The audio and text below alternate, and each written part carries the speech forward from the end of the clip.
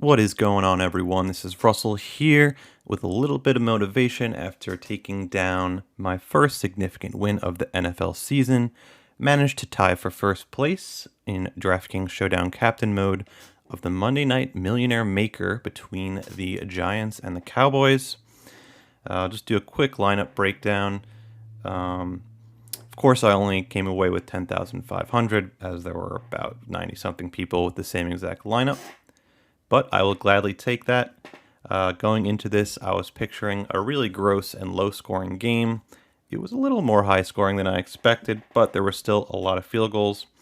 Going with Captain Gano, or should I say Ganote, at 1.56% owned to narrow down the field quite a bit.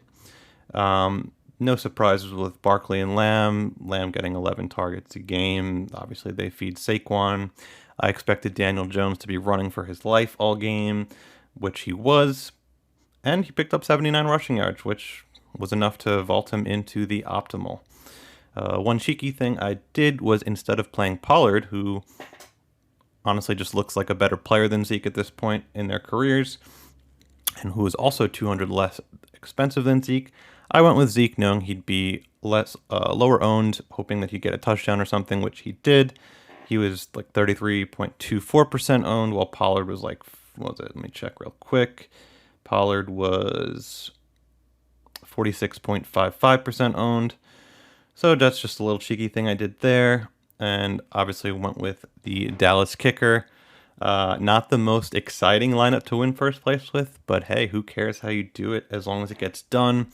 Now, I'm sure some of you are wondering why there's so many splits to first. Well, first, it was out of like 175,000 people. And second, the more important reason is that it used every ounce of the salary. So when you do that, regardless of how crazy the lineup is that you make, most of the time it's going to be having several ties.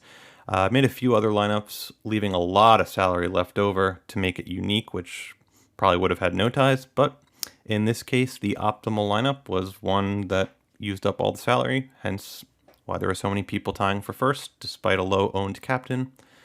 And yeah, if you want to hear my thoughts on the Thursday Night Millionaire Maker and the Sunday main slate, stay tuned. Good luck.